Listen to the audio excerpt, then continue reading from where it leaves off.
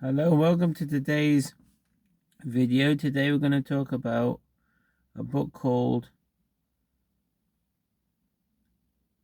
Jewish Literacy by Joseph Telushkin.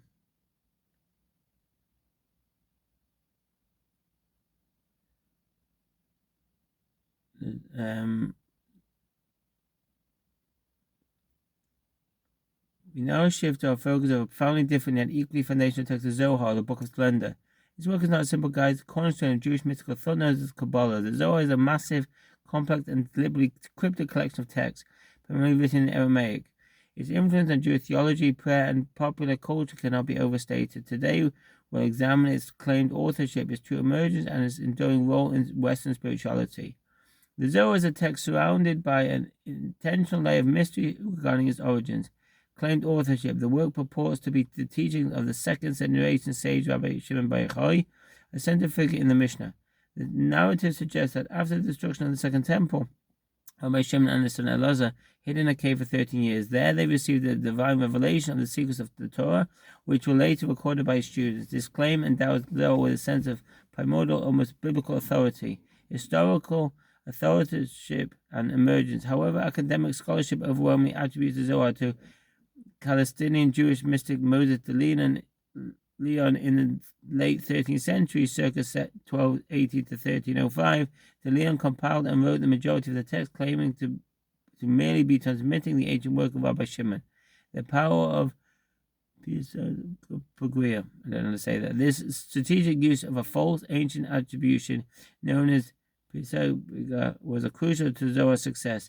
It granted an immediate revolutionary body of ideas, the necessary veneer of age and tradition to be accepted by the deeply conservative Jewish world.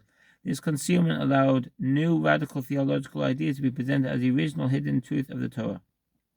The Zohar introduced a sophisticated, deeply nuanced cosmology that became the bedrock of all subsequent Kabbalah. Its central theme concern is the nature of the infinite divine and the mechanism by which it interacts with the finite world, the Ein Sof. The Zohar begins with the concept of Ein Sof, which translates to the infinite, or without end. The Ein Sof is fully transcendent, unknowable, and beyond human comprehension, or even language. It is a primal reality from which all existence flows.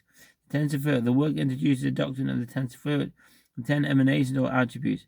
These are described as the sequential stages or vessels through which the Ein Sof limits or reveals itself to create and sustain the universe. And there's a tree of life here, a diagram. Briefly, so you've got male and female on the left side, male on the right. And you've got macrocosmos at the top and microcosmos with different angels and different attributes. Bina, Gavura, Bina, which is it's linked to different planets. Interesting. Okay, these Sefirot are a conceptualization as a spiritual blueprint, often depicted as a tree of life. They are connect the unknowable Godhead to our physical world. The structure is dynamic, describing God's flow into the world and humanity's ability to influence the divine realm through ethical and ritual action, a concept known as tikkun or repair. God is dynamic and relational. Crucially, the Zohar portrays the divine world as a dynamic system of relationships, symbolized by male and female aspects of the Sefirot. The text uses erotic, almost mythological language to describe the constant flow of energy and harmony within the Godhead and the potential for rupture caused by human sin. The Zohar is a unique literary achievement combining philosophical discourse, mystical exegesis, and the narrative storytelling in a way that is challenging for even advanced readers. The Aramaic language. The decision to write primarily in a dense, obscure form of Aramaic rather than the contemporary rabbinic Hebrew further enhanced the text's aura of antiquity and mystery. The language is deliberately cryptic and evocative, allowing for an infinite regression of interpretations. Form of commentary. The Zohar is structured as a running commentary on the Torah, following the weekly portion of the 5 books of Moses. It rarely focuses on simple legal or historical matters. Instead, every verse, every letter, every pause is interpreted as a hidden symbol revealing the mystical structure of the universe.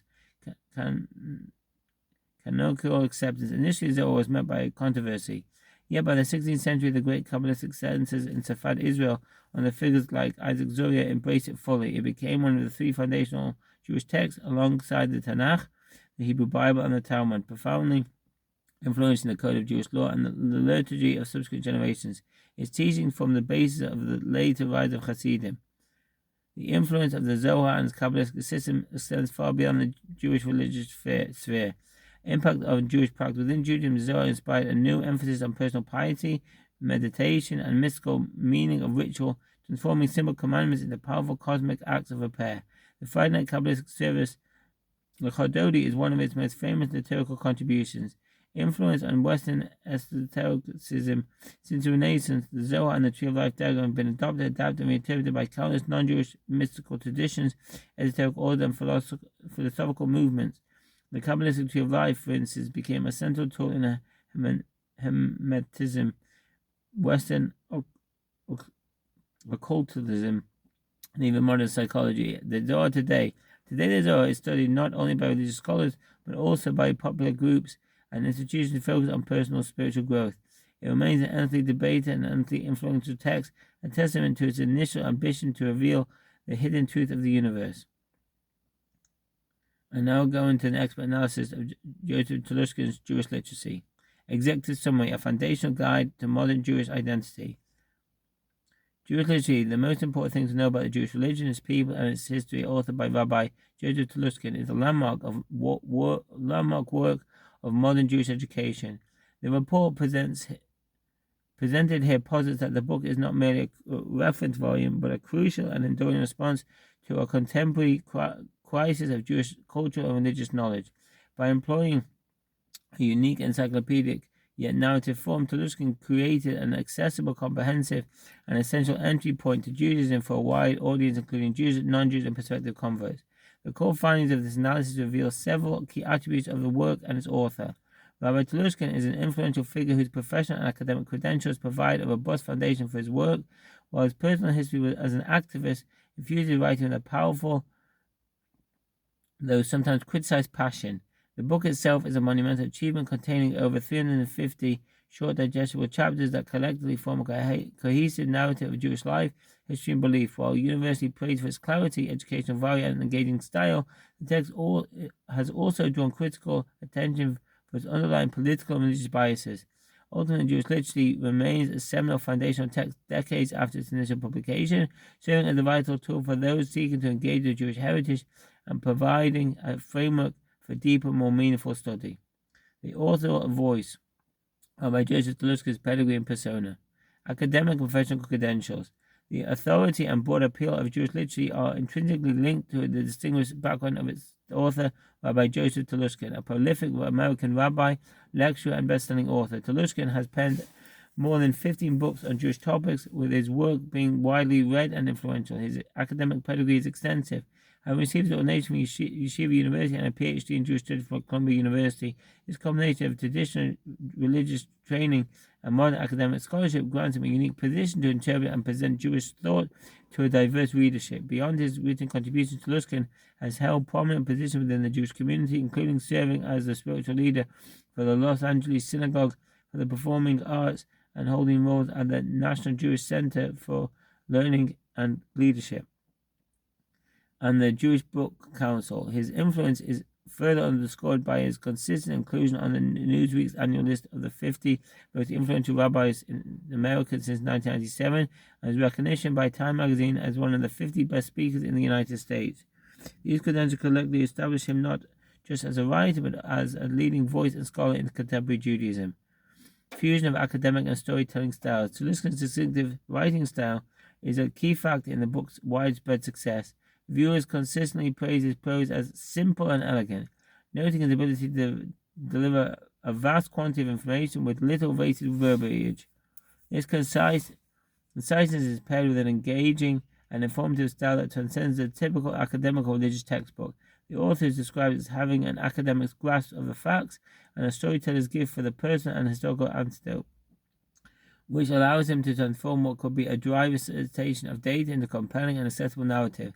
This fusion of scholarly rigor and narrative flair ensures that the book is no dry Judaism 101 textbook, and that the author's profound love for his work is evident through his writing. The cultural link between personal history and authoritative stance. A close examination to Luskin's personal history reveals a profound connection to the themes and viewpoints expressed in his work during his university years. He was an active leader of the student struggle for Soviet Jewry, a movement dedicated to advocating for the rights of Jews in the Soviet Union. His efforts were so impactful that he was listed by the KGB as an anti-Russian agent. This history of political activism and confrontation with authoritarianism provides a crucial lens through which to understand his writing. A strong pro-Zionist and pro-Israel stance that some reviewers have identified in Jewish literature is not a detached political position, but a direct reflection of his personal journey. A scholar who witnessed firsthand the persecution of Jews in a country where they lacked the national homeland would naturally see the state of Israel as a vital sanctuary and a powerful fulfillment of the Jewish people's historical aspirations. This life experience fuels the storyteller's gift, so many readers appreciate making the book emotionally resonant. However, it also explains why certain sections may be perceived as biased or politically motivated by some readers, as the author's passionate convictions are inseparable from his presentation of history and ethics. Her work, a macro and microcosmic view of Judaism. Purpose and intent. The central purpose of Jewish literacy is to provide a comprehensive one-volume reference that defines what it means to be a Jew in the broadest sense. The book's subtitle, The Most Important Things to Know About the Jewish Religion, Its History and Its People, clearly outlines its mission to offer foundational education for both Jews and non-Jews. It aims to make any person literate in Judaism by covering every essential aspect of Jewish life, culture, tradition, and religion. Its ambition has been widely successful, as the book is recognized as an indispensable reference and a foundational text that is particularly valuable for prospective converts seeking a foundational understanding. Thematic structure and comprehensive scope. The genius of Jewish literacy lies in the meticulously organized thematic structure. The book is divided into 15 parts, comprising 352 short and engaging chapters that provide an introduction to Jewish life, history, and culture. This encyclopedic format allows the reader to cover an immense breadth of subjects ranging from ancient texts to contemporary issues. The structure of the book is detailed as follows. Part 1. The Jewish Bible, Tanakh. The initial 63 entries of the book are dedicated to the Hebrew Bible, exploring its three primary divisions: the Torah, the first 5 books, the Nevi'im, the prophets, and the Ketuvim, the writings. This discussion highlights the central tenets of Jewish and monotheistic thought found within these texts, such as a single universal standard of morality and the obligation to care for the vulnerable. Part 2, the Talmud and the Second Commonwealth. This section delves into rabbinic literature, specifically the Mishnah and the Talmud, and the historical period in which these texts gained prominence. Part 3 to 5, Jewish history. These parts chronologically explore the Jewish experience from the early medieval period under Christian and Islamic rule through the late medieval period and into the early modern era in Western and Eastern Europe. Part 6, Zionism in Israel. A sizable chunk of the book is devoted to Luskin's views and a comprehensive overview of the modern state of Israel. Part 7, the Holocaust. A grim set of reading is dedicated to the history and impact of the Holocaust, reflecting on this pivotal event in Jewish history. Parts 8 to 10, Modern Jewish Life. This cluster of sections focuses on the contemporary Jewish experience, including Jewish life in America, the history of the Soviet Union, Soviet Jewry, and a discussion on the pervasive issue of anti-Semitism. Parts 11 to 15, Text, Beliefs, and Practices. The final part provides an overview of Jewish texts, ethical principles, and fundamental beliefs, followed by discussion on the Hebrew calendar, religious holidays, life cycle events, and the structure and prayers of the synagogue. The book structure is deliberate pedagogical design. The sheer scale of Judaism, a history spanning millennia, a vast body of religious texts, and a complex set of traditions can be daunting for an uninitiated reader. Luskin's format of 350 short and engaging chapters is a direct solution to this problem. By breaking down the expansive subject into 1 to 5 page entries, the author transforms a long encyclopedia-like book into a text that is easy to adjust regardless of the reader's background. This approach allows the book to function on multiple levels and can be read sequentially as a whole cohesive narrative or used as an encyclopedia for looking up certain topics, providing information on everything from King Nebuchadnezzar to the Damascus blood libel. This strategic design caters to the realities of modern time-pressed audience, offering a comprehensive overview that doesn't demand this kind of sustained intensive study required for primary texts like the Talmud. The book's accessibility and dual function are the very cornerstones of its effectiveness as an educational tool.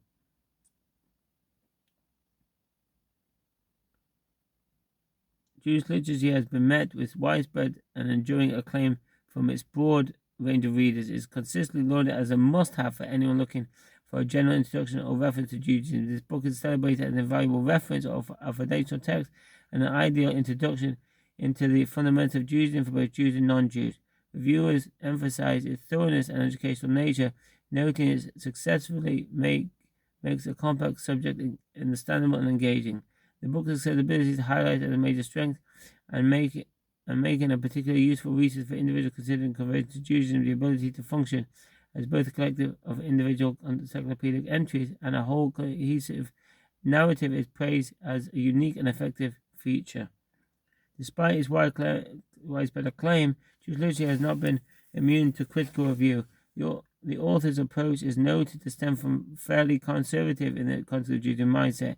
More pointed critiques have been leveled at his treatment of politically sensitive topics. One viewer noted that Tushkin's stance on the modern state of Israel is understandably very favorable, and that he may gloss over facts that reflect negatively on his biases.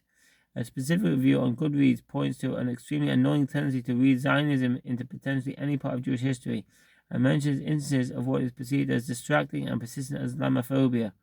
Another critique, which is also an inherent feature of the book, is its lack of depth. While the encyclopedic format provides a remarkable breadth of coverage, it cannot provide detailed information on topics that have entire volumes dedicated, and as a result, the book serves as an introduction and a starting point for further research rather than definitive exhaustive scholarly text. The duality of passion and bias. Duality of passion and bias in Tushkin's writing is a central theme in the book's reception. The same qualities that make his prose so engaging as an informative and prevent it from being a dry textbook. His personal commitment and storytelling prowess is also sort of criticism regarding his political and religious stances. His deep-seated conviction stemming from his background as a spiritual leader and lifelong advocate of Jewish peoplehood gives writing a powerful and personal voice. There was more to say, but I've run out of time.